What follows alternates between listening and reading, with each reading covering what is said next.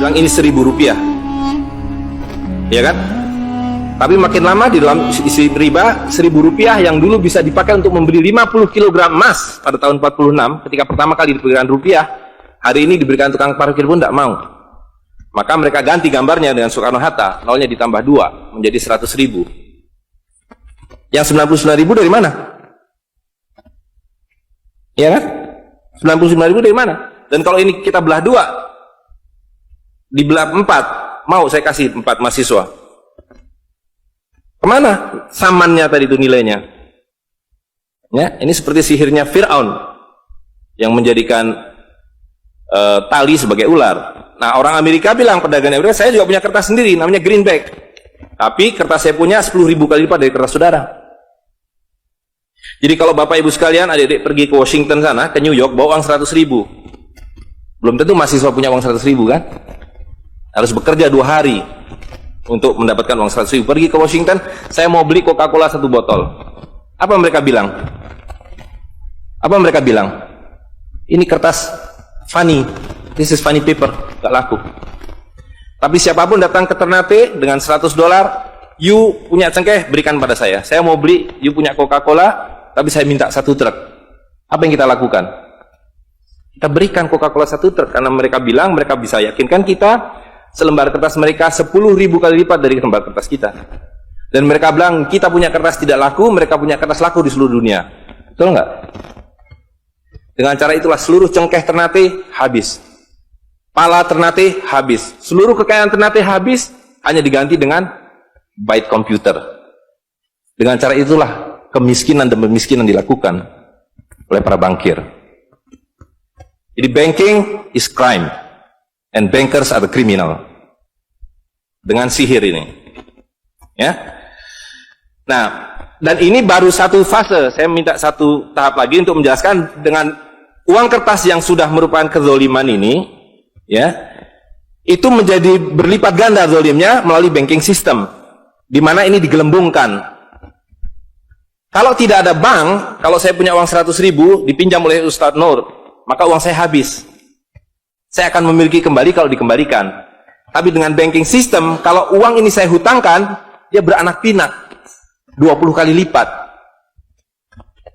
Uang 100 miliar kalau ditaruh di bank, maka bank detik itu mencatatkan dalam bukunya punya uang 100 miliar. Betul nggak?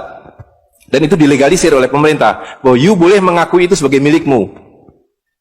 Dan bagi bank, uang titipan ini liability, maka dia harus sewakan, dia harus pinjamkan dengan bunga kepada orang yang mau beli rumah tidak bisa beli rumah, mau beli mobil tidak bisa beli mobil. Jangan khawatir, saya beri kredit, tapi harus tahan 10% untuk cadangan, ya kan? Dan semua orang dibikin miskin. Misi pokok bank adalah membuat semua orang miskin, supaya tidak mampu membeli apapun kecuali berhutang melalui bank. Maka ketika 100 miliar ini diterima bank, maka dia bisa mengutar itu 20 kali dengan bunga katakanlah 10%. Maka dia akan mendapatkan dari bunganya saja 180 miliar. Jadi kalau bank bilang saya ngasih bunga hanya 10%, dia akan dapatkan 200%. Dan dari pokoknya yang dia putar itu, maka dia akan dapatkan 20 kali 90 miliar. Coba lihat, maka terciptalah uang 1,9 triliun, hampir 2.000 triliun. Padahal uangnya berapa tadi? 200 miliar. Yang 1,8 triliun dari mana? Angin, sihir. Tidak ada. Itu sebabnya setiap bank dijaga oleh satpam, supaya mengesankan bahwa di bank ada uang. Tidak ada uang di bank. Itu kenapa setiap pegawai bank pakai jas, pakai dasi, supaya orang yakin bahwa uangnya dijaga dengan baik, karena di situ tidak ada uang. Dan itu sepenuhnya pengelabuan. Jadi bank itu adalah arisan berantai. Kalau kita datang mengambil uang, tapi orang bisa bilang, tapi kalau saya ngambil uang di bank kok ada? Uang siapa yang diberikan? Uang Anda sudah nggak ada. Jadi orang percaya bahwa bank adalah tempat yang paling aman menyimpan uang. Bank adalah tempat paling tidak aman menyimpan uang. Belum Anda keluar dari pintu bank, uang Anda sudah nggak ada. Membuktikannya gampang. Datang pada hari yang sama, minta saya mau ambil uang saya hari ini. Potong telinga saya kalau dapat uang, kecuali 10% dari nasabah. Bisa dipahami? Ya, uangnya tidak ada. Itu. Nah, tapi yang perlu dipahami adalah akibatnya. Kalau kita tadi punya uang 100.000, di sini ada satu handphone, maka berapa harga handphone ini? Ceteris paribus kata ekonom. Maka harga handphone ini ada 100.000, ya kan? Tapi ketika ini digelembungkan menjadi 2 juta, sementara sumber daya alamnya tetap, berapa harga handphone ini? Menjadi 2 juta. Dan itu mereka bilang inflasi. Jadi inflasi adalah kebohongan. Lihat ya, dulu ketika Republik Indonesia didirikan, uang yang pertama dicetak adalah 1 sen, paling besar 100 rupiah, 600 rupiah. Uang 1000 pernah didesain tapi tidak dicetak karena terlalu besar. Karena dengan 1000 Anda sudah dapat beli emas setengah kilo. Pada waktu itu 1 gram emas hanya 2 rupiah. Dan mereka berjanji, jangan khawatir, setiap rupiah saya jamin dengan 1,5 gram emas. Sampai sekarang itu berlaku Undang-Undang tahun 46. Nah, tapi lihat, karena uang kertas itu sihir, dicetak makin banyak, nilainya merosot. Bebeknya mah tetap, cengkehnya tetap, palanya tetap, tapi nilai uangnya yang merosot. Maka mulai tahun 52, ini pertama kali by the way, ini Bank Indonesia baru muncul tahun 52. Bank Sentral Republik Indonesia itu bukan Bank Indonesia, dulu namanya BNI 46. Tapi Belanda tidak mau. You mau merdeka, you mesti nurut saya. Hentikan BNI 46, ganti dengan bank saya, The Jeffers Bank, menjadi Bank Indonesia. Dan hentikan uang Republik Indonesia, ganti dengan uang saya, Guilders, yang kemudian berubah menjadi uang Bank Indonesia. Oke? Nah, begitu muncul tahun 52, rupiah sudah mulai tidak laku. Dibikinlah uang 1.000 rupiah. Ringkas cerita, tahun 57, uang 1.000 sudah mulai tidak laku. Dibuatlah 2.500 rupiah. Dibuatlah uang 5.000, pertama kali muncul 64, uang 10.000 rupiah. Pak Karno bilang kita sudah terlalu miskin. Maka uang 1.000 digunduli menjadi 1 rupiah yang disebut centering. Tapi tidak lama kemudian muncul lagi. Karena uang kertas adalah penipuan. Worthless. No value. Ringkas cerita, Pak Harto dibilang berhasil dalam pembangunan, dia bikin uang 50.000 rupiah. Dengan gambar Pak Harto dan kapal terbangnya. Tapi inilah ilusi yang lain. Inilah sihir yang lain. Semakin besar uang Anda bukan semakin kaya. Semakin uang besar Anda berarti semakin miskin. Bisa diikuti? Maka ketika terjadi krismon, rupiah makin tidak laku, harus dibikin uang 100.000. Dan sekarang uang 100.000 sudah mulai tidak laku. Ibu-ibu sudah komplain kalau pergi ke pasar dengan 100.000. Betul nggak, Bu? Sudah tidak bisa beli apa-apa ini. Maka mereka dua pilihannya. Pilihan pertama adalah mereka akan mencetak uang 200.000, 500.000. Tapi tidak mungkin. Komputer sudah nggak bisa menghitung. Kalkulator nggak bisa menghitung. Hang. Terlalu banyak nolnya. Pilihan kedua adalah digunduli nolnya, redenominasi. Jadi redenominasi itu bukan untuk mengatasi inflasi, tapi untuk menutupi inflasi. Jadi itu adalah pengelabuan di atas pengelabuan, di atas pengelabuan, di atas pengelabuan. Gitu. Ya. Jadi secara real, uang 100.000 ini dulu ketika Pak Harto masih berkuasa, menjelang jatuh itu, kalau dibelikan telur, dapat 50 kilo. Masih ada yang ingat gak, Bu? Kalau ibu-ibu ingat pasti. 1 kilo telur harganya 2.000 rupiah. Begitu Pak Harto jatuh, dibilang ini gara-gara krismon, uangnya sama, walaupun ini belum ada waktu itu, karena ini masih 50.000 aja udah besar waktu itu. Uang yang sama dengan telur yang sama, tiba-tiba dibawa ke pasar, saya mau beli telur. Bu, hari ini tidak dapat 50 kilo lagi, hari ini cuma dapat 13 kilo. Karena daya belinya, telur sekarang 7.500. Dan hari ini, kalau di pasar Ternate berapa, Bu, harga telur sekilo? Hari ini. Di Jakarta 20.000. Dan telurnya sama, 1 kilo itu isinya 16 butir, 17 butir, 18 butir. Uangnya sama. Tapi hari ini kalau dibelikan telur hanya dapat 5 kilo. Kemana yang 45 kilo? Itu yang mereka rampok. Itu yang mereka rampok dengan melalui apa yang mereka sebut inflasi. Tapi sebenarnya dengan cara penggelembungan uang. Kertas yang terus-menerus nilai. Nah, satu lagi Pak ya, saya minta ini karena ini penting sekali. Ini penting sekali. Nah, sistem zalim ini kemudian difikskan dalam satu sistem politik yang disebut nation state pada level global, kan judulnya kan globalisasi uang. Jadi negara bangsa itu diciptakan oleh para bankir pada abad ke-20. Jadi waktu Indonesia merdeka, Singapura merdeka, Malaysia merdeka, Afrika merdeka, itu bukan kemerdekaan spontan, tapi didesain. Didesain karena kalau dulu mereka mau merampas cengkeh orang Ternate, mau merampas kepala orang Ternate, dia harus bawa serdadu ke sini, dia harus ambil cengkeh dan kepalanya, repot kan? Maka dengan menciptakan uang kertas, mereka tetap bisa mengambil cengkeh orang Ternate, mengambil kepala orang Ternate tanpa harus kirim serdadu di sini. Dan karena itu saya kasih merdeka. Tapi satu mesti bikin bank sentral, kedua pakai uang kertas. Supaya saya tetap bisa membeli 1 barel minyak Anda dengan harga 4 sen dolar. Karena mencetak uang ini biayanya hanya 4 sen, 500 rupiah. Ya, jadi berapapun harta yang kita punya bisa dibeli dengan cara itu. Nah, lalu tadi saya sudah ceritakan uang kertas itu dimunculkan bersamaan dengan konsep negara nasional plus hutang negara. Boleh merdeka tapi miskin. Rakyat penyakitan, rakyatmu bodoh. Tapi jangan khawatir, saya punya uang. Sekolahkan rakyatmu, bikin pembangunan, saya kasih hutang. Ya kan? Nah, jadi tugas pemerintah itu, republik, adalah satu, mengambil hutang dari bank, menghabiskan utang itu melalui apa yang disebut APBN. Lalu dulu mereka tanya, jadi bagaimana saya membuat APBN? Jangan khawatir, sekolahkan anak-anak pintar kamu ke Berkeley, ke Chicago, ke Harvard. Mereka dididik untuk membuat pembangunan. Lalu dikasih paket hutang dan diajari kalau nggak bisa kirim konsultan seperti John Perkins dan sejenisnya. Lalu ada satu pertanyaan, bagaimana kami membayar hutang kami kalau begitu? Mereka bilang, punya 200 juta rakyat, pajaki rakyat kalian. Pajaki rakyat kalian. Kalian punya kepala, punya cengkeh, habisi hutang kalian. Karena membayar hutang, kalau kita hutang 5 miliar dolar setiap tahun, apa mereka kasih berkoper-koper dolar? Apa yang mereka kasih ke kita? Mereka hanya mengetik di komputer 5 miliar dolar, ting, masuk ke Bank Indonesia. Nanti Bank Indonesia tinggal kirim ting ke Bappenas, Bappenas ting ke departemen-departemen itu. Tapi ketika kita mau membayar hutang mereka, bisa kita mengetik di komputer 5 miliar dolar, ting, dibiarkan ke Bank Dunia? Nggak bisa, mesti punya devisa. Dari mana kami punya devisa? Mesti beli dolar kami. Caranya tebang hutan kalian, habisi boksit kalian, habisi mineral kalian. Betul nggak? Nah, jadi itulah yang terjadi di dalam sistem Fir'aun sekarang ini, bahwa pemerintah itu didesain hanya untuk mengambil hutang dari bank, menghabiskan melalui APBN dan proyek, kemudian memajaki rakyat.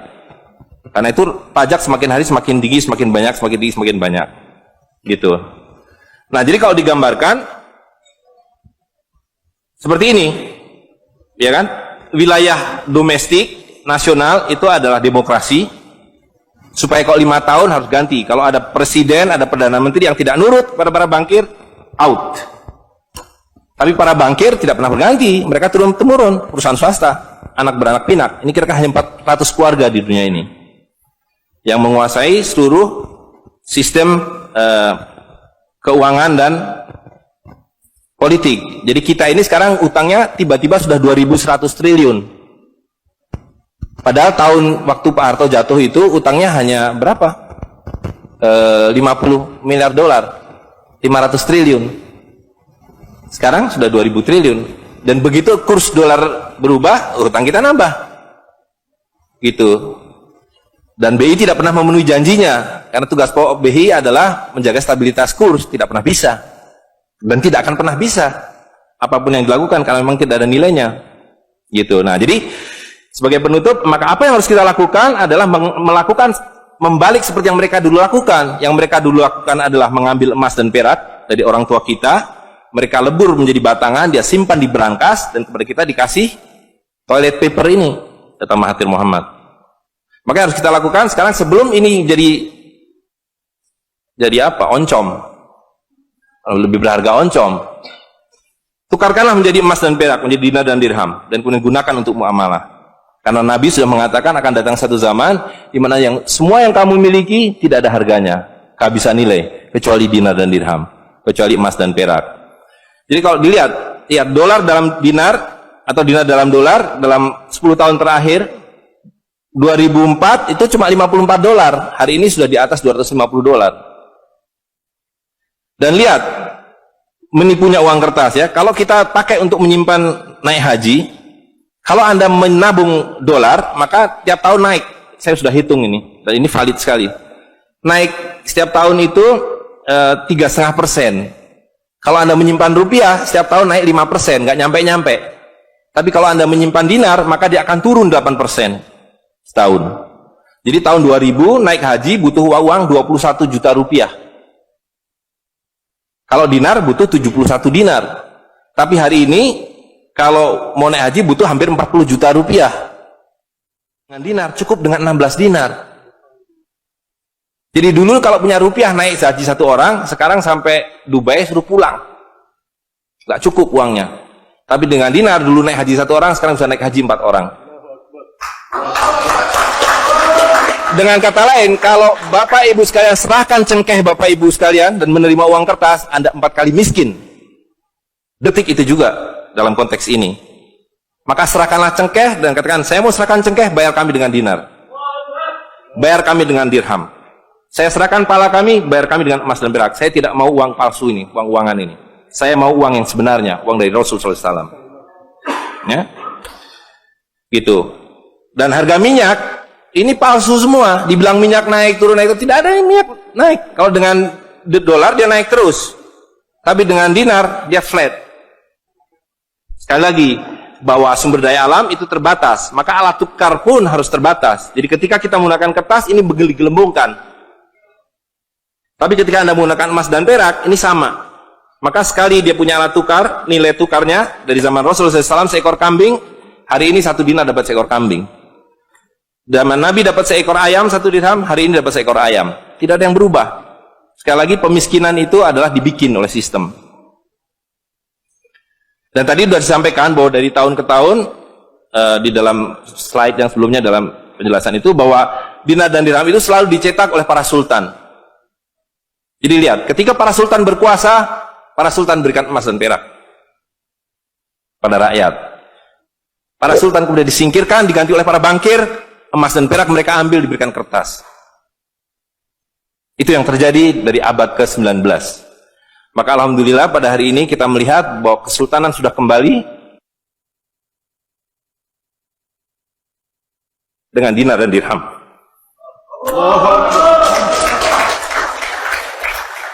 Dan ini adalah awal berakhirnya sistem riba. Ini adalah awal dari janji Allah SWT, yamhaqu riba wa yurbi shadaqatan. Aku suburkan sedekah dan aku hancurkan riba. Kehancuran riba ditandai dengan seperti apa yang dikatakan Nabi, kehancuran mata uang kertas. Suka atau tidak suka, terima atau tidak terima, ini adalah awal kehancuran. Dan karena itu yang harus kita lakukan adalah supaya kita tidak ikut hancur di dalamnya, kita songsong kembalinya dinar dan dirham. Dan itu berarti kembalinya sultania. Dan Ternate adalah awal dari kembalinya dinar dan dirham dan sultania bersama dengan Kesultanan Cirebon, bersama dengan Kesultanan di Sulu. Jadi sekarang sudah ada 3 sultan yang mencetak kembali dinar dan dirham. Dan ini akan mengawali kembalinya dinar dan dirham di seluruh dunia. Jadi kalau pada abad 15, abad 16, abad 17 bangsa Ternate sudah sampai ke Madagaskar, sudah sampai ke negeri atas angin di Spanyol, maka pada abad 21 kembali Ternate sampai Spanyol. Ternate sudah kembali sampai Afrika Selatan, sudah sampai Eropa melalui dinar dan dirham yang berlaku di seluruh dunia. Orang Amerika tidak bisa mengatakan emas saya 5 kali lipat dari emas saudara, tidak bisa. Emas kami dari Ternate sama harganya dengan emas kalian. You 1 dinar, kami 1 dinar. You 1 dirham, kami 1 dirham. Itulah keadilan. Ya. Jadi karena itu Bapak Ibu sekalian, yang terakhir sekali saya ingin sampaikan, dinar dan dirham yang kita bicarakan ini tidak ada artinya kalau berhenti hanya di dalam ruangan ini. Dinar dan dirham harus segera berkemerincing di kota Ternate. Dan Anda semua yang harus memulainya. Tadi 2 orang sudah menyatakan diri sebagai relawan Jawara, jaringan wirausahawan dan pengguna dinar dirham Nusantara. Maka dalam waktu sebentar, insya Allah di Ternate dari 2 orang ini akan menjadi 2.000 orang yang menggunakan dinar dan dirham. Ya, dari 2.000 akan menjadi 200.000. Seluruh penduduk Ternate menggunakan dinar dan dirham. Dan Kanjeng Sultan dari beberapa waktu yang lalu sudah mulai membagikan zakat dalam dirham. Jadi di Ternate itu sekurangnya sudah ada 1.000 orang memiliki koin dirham yang dibagikan oleh Sultan. Dan itu adalah awal. Ini baru awal dari kembalinya Islam dan berakhirnya kezaliman. Jadi sekali lagi Bapak Ibu sekalian, marilah segera ya ular-ular Fir'aun itu kita akhiri dengan cara yang sangat mudah, yaitu kita mentaati perintah Allah SWT. Allah SWT mengatakan, wa halalul bai' wa harramar riba. Aku halalkan berdagang dan aku haramkan riba. Dan uang kertas adalah riba par excellence. Di dalam uang kertas ini ada 2 riba sekaligus. Ya, jadi saya kira itu saja. Saya mohon maaf mengambil waktu agak terlalu banyak, tapi ini penting karena supaya clear semuanya. Ya, karena ini baru pertama kali dibicarakan di Ternate. Demikian, assalamualaikum warahmatullahi wabarakatuh.